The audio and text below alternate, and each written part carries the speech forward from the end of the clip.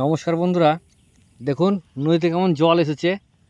হঠাৎ আজ দিন 5 হলো নদীতে জল এসেছে। জলের রং পুরো ঘোলা ঘোলা জল। আর ঘোলা জলের আমার মেন টোপ, এই দেখুন ঘোলা জলের মেন টোপ, দুটো সরু লাল কুঁচে আর মোটা মোটা ঢোঁড়া কুঁচে। এই দেখুন কত বড় মাছ হইলো বন্ধুরা, এই দেখুন এই দেখ টানের গায়ে। বললাম যে এটা ভালো মাছ হইলো বন্ধুরা, জানি না কি মাছ, ভালো বড় মাছ। কিন্তু আমি ফেলি তারপর দেখাচ্ছি। ওকে, এই দেখুন আমাদের টোপ।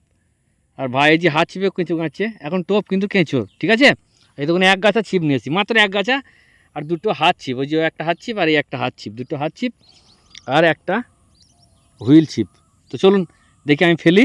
ওকে, ফেলি তারপরে আপনাদের দেখাচ্ছি।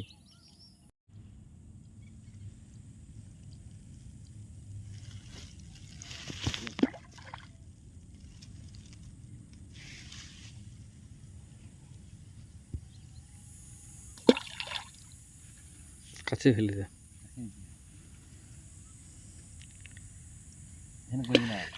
ও মালিক,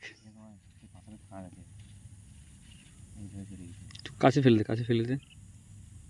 অত দূরে লাই কাছে, কাছে ফেল, গড়ে পালিয়ে যাবে। না রেলে খার আছে, গড়ে পালিয়ে যাবে। আরও কাছে, ওই দিকে, ওই কুটুরাচোর পাশে, ওই কুটুরাচোর পাশে। হ্যাঁ হ্যাঁ,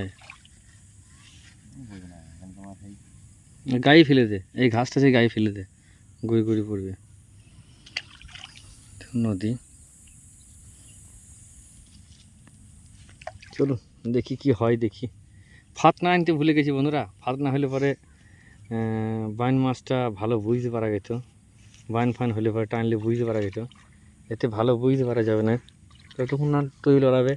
আবার ঘুমুরও আনেনি, ঘুমুর এলে লাগিয়ে দিলে হয়তো ঝমঝম করতো, তাহলে বুঝতে পারতাম। ফলো রাখতে হবে, তাহলে হাত চিপে ধরা হবে না কেউ।